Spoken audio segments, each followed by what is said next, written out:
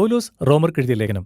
മുമ്പ് തർസോസുകാരനായ ശൗൽ എന്നറിയപ്പെട്ടിരുന്ന വ്യക്തി എഴുതിയ എഴുത്തുകളിൽ ഏറ്റവും ദൈർഘ്യമേറിയതും പ്രധാനപ്പെട്ടതുമായ ഒന്നാണിത്. പരീശന്മാർ എന്നറിയപ്പെട്ടിരുന്ന ഒരു കൂട്ടം ആളുകൾക്കിടയിലെ ഒരു യഹൂദ റബ്ബിയായിരുന്നു അദ്ദേഹം. മോശയുടെ തോറയും ഇസ്രായേലിന്റെ പാരമ്പര്യത്തെയും വളരെ ഭക്തിയോടെ കണ്ടിരുന്ന തീഷ്ണതയുള്ള ഒരു വ്യക്തിയും കൂടിയായിരുന്നു. യേശുവിനെയും അനുയായികളെയും ഒരു ഭീഷണിയായാണ് അദ്ദേഹം കണ്ടിരുന്നത്. എങ്കിലും പിന്നീട് ഉയർത്തെഴുന്നേറ്റ യേശുവുമായി ഒരു ആകസ്മിക കൂടിക്കാഴ്ച ഉണ്ടാവുകയും യേശു അദ്ദേഹത്തെ ഒരു അപ്പോസ്തലനായി, ഒരു ഔദ്യോഗിക പ്രതിനിധിയെപ്പോലെ ജാതികൾ എന്ന ബൈബിളിൽ പറയപ്പെടുന്ന യഹൂദരില്ലാത്ത ആളുകളുടെ ലോകത്തേക്ക് നിയോഗിക്കുകയും ചെയ്തു. പിന്നീട് അദ്ദേഹം തന്റെ റോമൻ പേരായ പൗലോസ് എന്ന പേരിൽ അറിയപ്പെടുകയും പുരാതന റോമാ സാമ്രാജ്യത്തിൽ ഉടനീളം സഞ്ചരിച്ച് ഉയർത്തെഴുന്നേറ്റ രാജാവായ യേശുവിനെക്കുറിച്ച് ജനങ്ങളോട് പറയുകയും അനുഗമിക്കുന്നവരെ ചേർത്തുകൊണ്ട് സഭകൾ എന്നറിയപ്പെടുന്ന ഒരു പുതിയ സമൂഹത്തെ രൂപപ്പെടുത്തുകയും ചെയ്യുന്നു. ഈ പുതിയ സമൂഹത്തിന്റെ വിശ്വാസത്തെ പരിപോഷിപ്പിക്കുവാനും അവരുടെ ചോദ്യങ്ങൾക്ക് മറുപടി നൽകുവാനും പൗലോസ് ചില സന്ദർഭങ്ങളിൽ അവർക്ക് എഴുത്തുകൾ എഴുതാറുണ്ട്.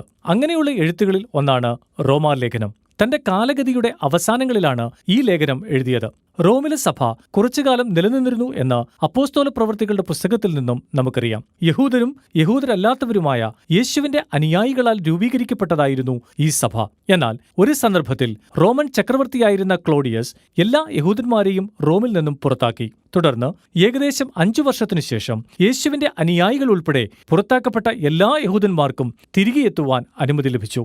അവർ തിരികെ എത്തിയപ്പോൾ യഹൂദരുടേതല്ലാത്ത ആചാരസമ്പ്രദായങ്ങൾ പാലിക്കുന്ന ഒരു സഭയെയാണ് കണ്ടത്.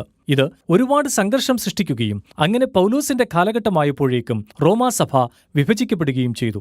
യേശുവിനെ എങ്ങനെ പിൻഗമിക്കണമെന്ന കാര്യത്തിൽ ജനങ്ങൾ വിയോജിച്ചു.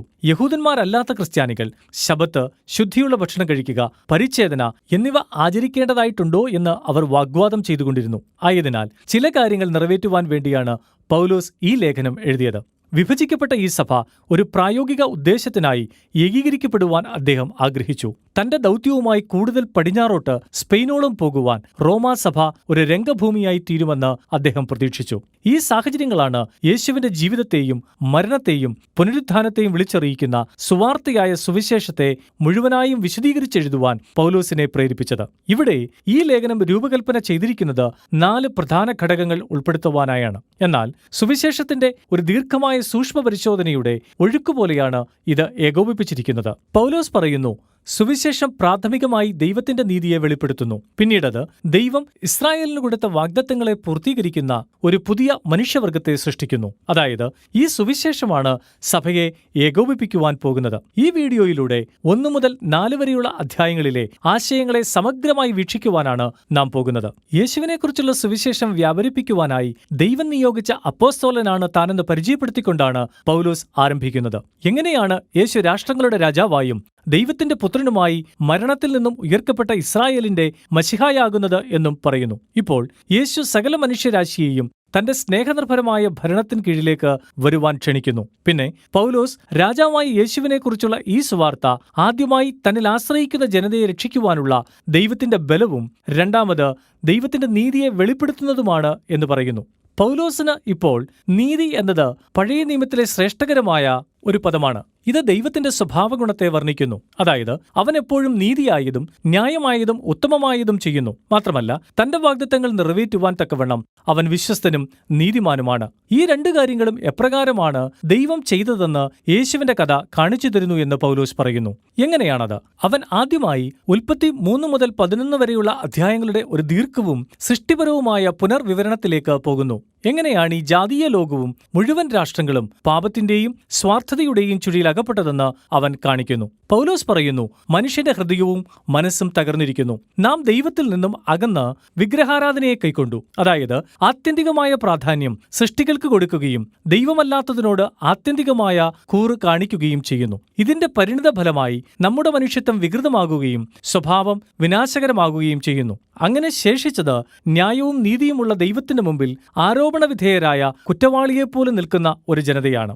ഇതിനെപ്പറ്റി ഒരുപക്ഷെ ഇസ്രായേലിലെ ജനങ്ങൾ പറഞ്ഞേക്കും, കൊള്ളാം, ഇപ്പോൾ ഇതൊരു നല്ല കാര്യമാണ്. അതായത് ജനതകളിൽ നിന്നും ദൈവം നമ്മുടെ ആളുകളെ തിരഞ്ഞെടുത്തത്. മിസ്രൈമിന്റെ അടിമത്തത്തിൽ നിന്നും അവൻ നമ്മെ രക്ഷിച്ചു. അവൻ നമുക്ക് ശബത്ത്, ശുദ്ധിയുള്ള ഭക്ഷണം കഴിക്കുക, പരിച്ഛേദന തുടങ്ങിയ തോറയുടെ നിയമങ്ങളെ തന്നു. ഇവയെല്ലാം ദൈവത്തിന്റെ വിശുദ്ധ ജനമായി എങ്ങനെ ജീവിക്കാം എന്ന് നമ്മെ കാണിക്കുന്നു. എന്നാൽ പൗലോസ് പറയുന്നു, അത്ര ധൃതി പിടിക്കേണ്ട. അവൻ തോറയുടെ ഇതിവൃത്തത്തെയും ശേഷമുള്ള പഴയ നിയമത്തെയും ഓർത്തെടുക്കുന്നു. അത് ഇസ്രായേൽ മറ്റു ജനതയെപ്പോലെ പാപികളും വിഗ്രഹാരാധികളും ധാർമ്മികമായി തകർന്നവരും ആണെന്ന് കാണിക്കുന്നു. പൗലോസ് പറയുന്നത് യഥാർത്ഥത്തിൽ ജാതികളേക്കാൾ തെറ്റുകാരാണ് ഇസ്രായേൽ. കാരണം അവരുടെ പക്കൽ തോറയുണ്ട്. അവർ കൂടുതൽ അറിവുള്ളവർ ആയിരിക്കണം. അങ്ങനെയെങ്കിൽ ഇസ്രായേലരും ജാതികളും ഉൾപ്പെടുന്ന മുഴു മാനവരാശിയും പ്രതീക്ഷയറ്റ് കെണിയിലകപ്പെട്ടവരും ദൈവമുമ്പാകെ കുറ്റക്കാരുമാണ് എന്നാണ് പൗലോസ് ഉപസംഹരിക്കുന്നത്. എന്നാൽ അത് അവസാന വാക്കല്ല. യേശുവിനെക്കുറിച്ചുള്ള സുവാർത്ത ദൈവത്തിന്റെ പ്രതികരണമാകുന്നു. മാനവരാശിയെ കുറ്റവാളികളെ പോലെ നിർത്തുന്നതിനു പകരം അവരുടെ സ്ഥാനത്ത് ഒരു പാപയാഗമായി മരിക്കുന്നതിന്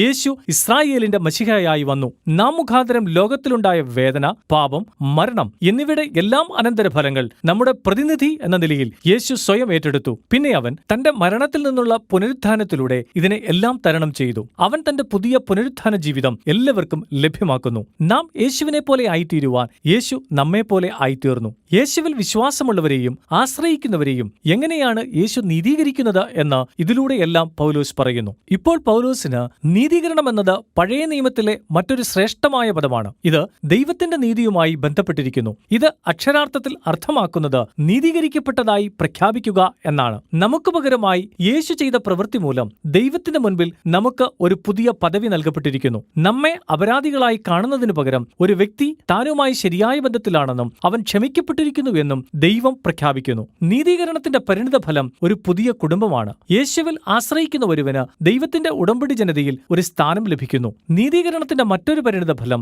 ദൈവകൃപയാലുള്ള ജീവിത രൂപാന്തരത്തിന്റെ ഒരു യാത്ര തുടങ്ങുന്ന ഒരു പുതിയ ഭാവിയാണ്. അതിനാൽ നീതീകരണത്തെക്കുറിച്ചുള്ള ഈ കാര്യങ്ങളെല്ലാം തങ്ങളുടെ വിശ്വാസത്തിലൂടെ ക്രിസ്തുവിലുള്ളവർക്കുള്ള ദൈവത്തിന്റെ ദാനമാണ്. അതിനാൽ ഇതെല്ലാം ദൈവത്തിന്റെ ഉടമ്പടി കുടുംബത്തിൽ ഭാഗമാകുന്നവരിൽ ചെലുത്തുന്ന വലിയ സ്വാധീനമാരായുവാൻ 4-ാം അധ്യായത്തിൽ പൗലോസിനെ പ്രേരിപ്പിക്കുന്നു. അവൻ ഉൽപ്പത്തി 15-ാം അധ്യായത്തിലെ അബ്രഹാമിന്റെ കഥയിലേക്ക് മടങ്ങിപ്പോകുന്നു. തോറയുടെ നിയമങ്ങൾ ഒന്നുപോലും നൽകപ്പെടുന്നതിന് മുൻപ് തന്നെ അബ്രഹാം ദൈവം മുമ്പാകെ നീതീകരിക്കപ്പെട്ടു, അഥവാ നീതിമാനായി പ്രഖ്യാപിക്കപ്പെട്ടു. എങ്ങനെയെന്നാൽ അബ്രഹാം ദൈവാനുഗ്രഹം പ്രാപിക്കുന്ന ഒരു വലിയ ബഹുവംശീയ കുടുംബത്തിന്റെ പിതാവാകും എന്ന് ദൈവം വാഗ്ദത്തം ചെയ്തു. പക്ഷേ അദ്ദേഹവും അദ്ദേഹത്തിന്റെ ഭാര്യ സാറായും യഥാർത്ഥത്തിൽ വയസ്സ് ചെന്നവരായിരുന്നു. അവർക്ക് ഒരിക്കലും കുട്ടികൾ ഉണ്ടാകുമായിരുന്നില്ല. എന്നിരുന്നാലും ഉറച്ച വിശ്വാസവും ദൈവത്തിന്റെ വാഗ്ദത്തത്തിലുള്ള പ്രതീക്ഷയും അബ്രഹാമിനുണ്ടായിരുന്നു. അതിനാൽ ദൈവം അവനെ നീതിമാനായി പ്രഖ്യാപിച്ചു. അതുകൊണ്ട് പൗലോസ് പറയുന്നു, അബ്രഹാം ഇപ്പോൾ ദൈവത്തിന്റെ പുതിയ ഉടമ്പടി കുടുംബത്തിന്റെ പിതാവായി തീർന്നു. അത് ലോകത്താകമാനം വ്യാപരിച്ചുകൊണ്ടിരിക്കുന്നു. ഇത് അബ്രഹാമിനോടുള്ള ദൈവിക വാഗ്ദത്തം നിറവേറ്റിയ യേശു മശിഹായിൽ ഒരേ വിശ്വാസവും ആശ്രയവുമുള്ള യഹൂദരാലും ജാതികളാലും രൂപപ്പെട്ടതാണ്. ഈ ലേഖനത്തിന്റെ തുടർന്നുള്ള ഭാഗങ്ങൾ മനസ്സിലാക്കുന്നതിന് അടിസ്ഥാനമായ 1 മുതൽ 4 വരെ അധ്യായങ്ങളിലുള്ള പൗലോസിന്റെ ആശയങ്ങളെ നമുക്ക് തൽക്കാലം ക്രോഡീകരിക്കാം. സകല മനുഷ്യവർഗവും ആശയറ്റ് പാപത്തിന്റെ കെണിയിൽ അകപ്പെട്ടിരിക്കുന്നതിനാൽ ഒരു മോചനം ആവശ്യമാണ്. എന്നിരുന്നാലും ആ മോചനം തോറയുടെ നിയമങ്ങളെ ജനം അനുസരിക്കുവാൻ ശ്രമിക്കുന്നതിലൂടെ സംഭവിക്കുവാൻ പോകുന്നില്ല. എന്നാൽ